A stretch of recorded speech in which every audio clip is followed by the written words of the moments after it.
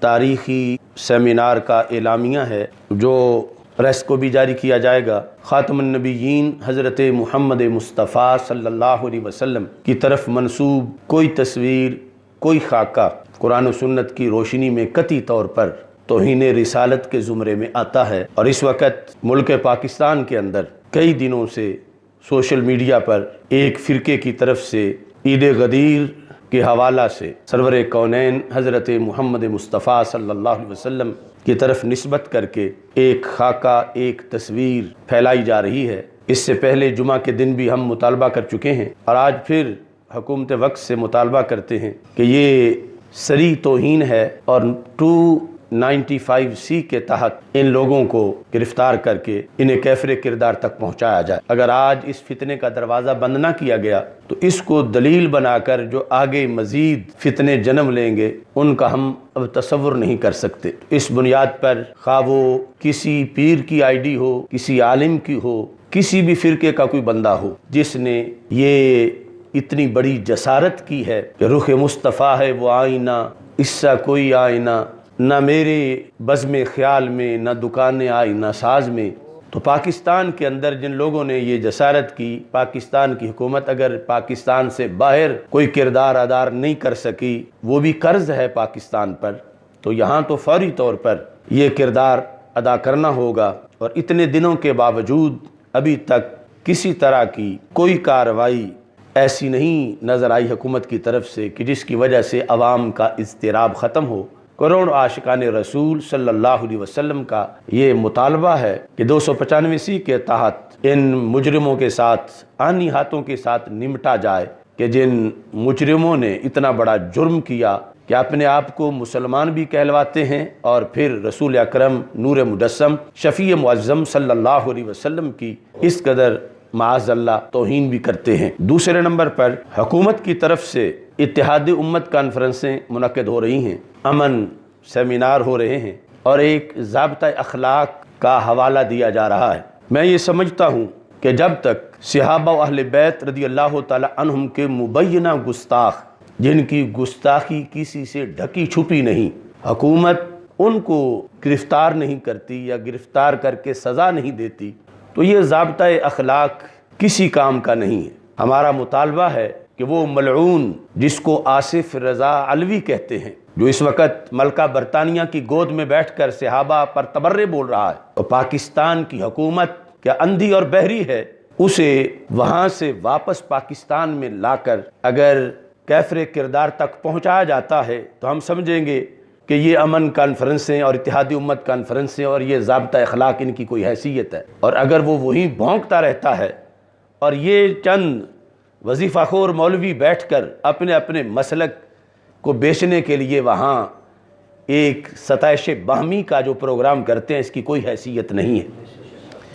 ऐसे ही वो मलऊन ज़माना हामिद रज़ा सुल्तानी, जिसकी मुबय्यना तौहीन हज़रत सिद्दीक़ अकबर रज़ियल्लाहु ताला अन्हु के बारे में उस पर केस चला, लेकिन उसकी ज़मानत के बाद उसे ईरान भेज दिया गया। तो क्या हमारी हुकूमत लूली लंगड़ी है? पाकिस्तान जिनके नज़रिए पर बना है खुलफ़ाए राशिदीन, उनके गुस्ताखों को ये पकड़ के वापस नहीं ला सकती। तो ये ज़ाब्ता अखलाक कौम की आंखों में एक धूल झोंकने के मुतरादिफ है। हम तब ज़ाब्ता अखलाक मानेंगे कि ये ज़ाब्ता अखलाक है जब हामिद रज़ा सुल्तानी मलऊन को ईरान से वापस लाकर फिर उसको कोर्ट में पेश किया जाए और उसको कैफरे किरदार तक पहुँचाया जाए। ये इतने बड़े बड़े मुजरिम हुकूमत की बगलों में छुपे हुए और फिर हुकूमत की बगलों में छुपे हुए लोगों के ज़रिए ये फ़रार होते हैं। और ये यहाँ एक मजाक बनाया हुआ इन्होंने इत्तेहादी उम्मत कॉन्फ्रेंसों के नाम पर और ज़ाब्ता अखलाक के नाम पर। क्या अगर अल्ताफ़ हुसैन को ये हुकूमत नकेल डाल सकती है तो इस आसिफ रज़ा अलवी को नहीं डाल सकती,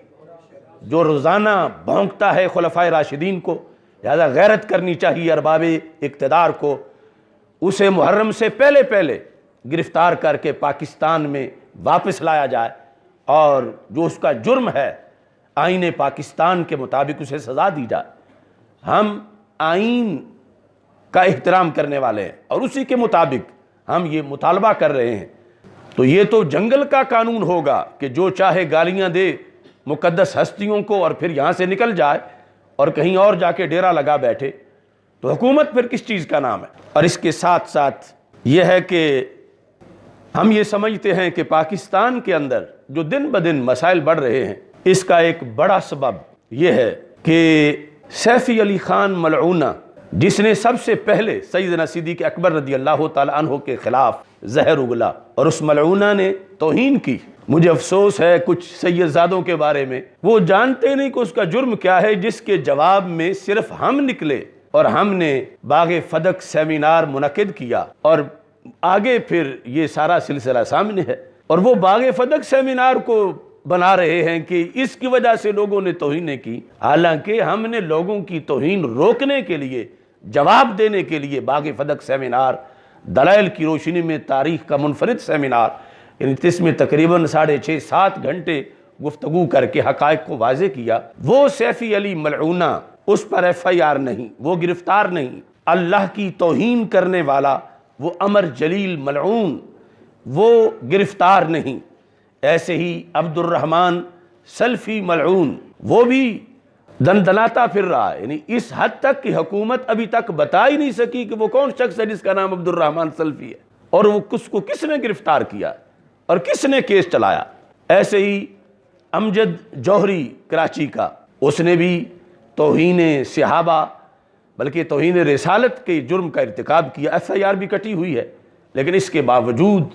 یہ سارے ملعون جو ہیں وہ آزاد پھر رہے ہیں۔ افسوس ہے مجھے ان پیروں پر، ان علماء پر، مختلف فرقوں کے جو اکٹھے ہو کے اتحاد امت کے نام کانفرنس کر کے کھا پی کے اٹھ جاتے ہیں۔ ابھی جو چند دن پہلے اسلام آباد میں عیدگاہ شریف میں ہوئی، کس نے نام لیا ان مسائل کا؟ حضرت امام موسیٰ کاظم رضی اللہ تعالیٰ عنہ کی توہین ہوئی تو وہاں بیٹھے ہوئے ایک حضرت کاظمی صاحب کی زبان سے ایک لفظ نہیں نکلا۔ کیا یہ اپنے آباء و اجداد کے لحاظ سے بھی اس قدر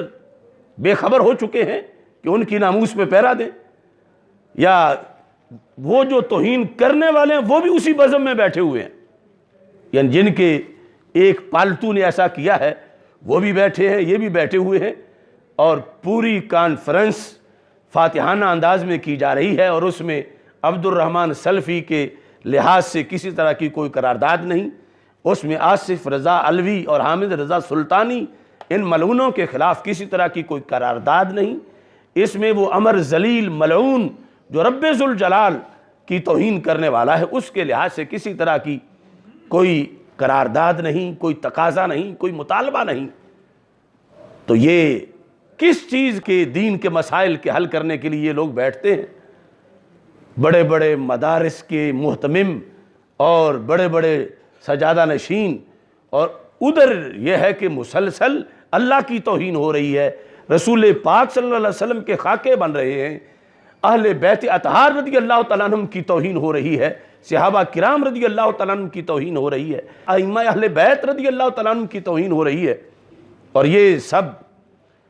بالکل خواب خرگوش میں ہے، اور کچھ جا کے بحر یورپ کے نظاروں میں گم ہو گئے ہیں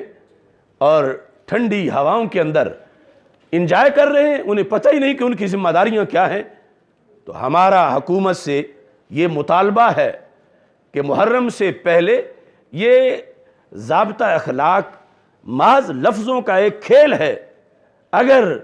یہ پہلی چیزیں ان کے لحاظ سے تم اپنی کوئی کارکردگی ظاہر نہیں کرتے تو امت میں اضطراب ہے کہ توہین رسالت خاکے بنانے والوں کے لیے تم نے کیا کیا، عبد الرحمن سلفی کے مسئلے پر تم نے کیا کیا، آصف رضا علوی کے مسئلے پر، عمر ذلیل کے مسئلے پر۔ لہذا ہمارا یہ تاریخی حدیث غدیر سیمینار حکومت سے، اداروں سے مطالبہ کرتا ہے کہ قوم سے مذاق نہ کیا جائے اور حقیقی طور پر امن کے خطوط وضع کیے جائیں اور ان کے مطابق امن بحال کیا جائے۔ یہ جو چند ٹٹو تم نے اکٹھے کیے ہوئے مختلف فرقوں کے، جن کے اپنی فرقوں میں بھی کوئی حیثیت نہیں،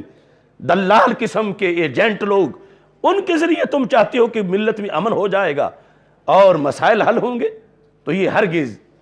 ایک خواب اور خیال کے سوا کچھ نہیں ہے۔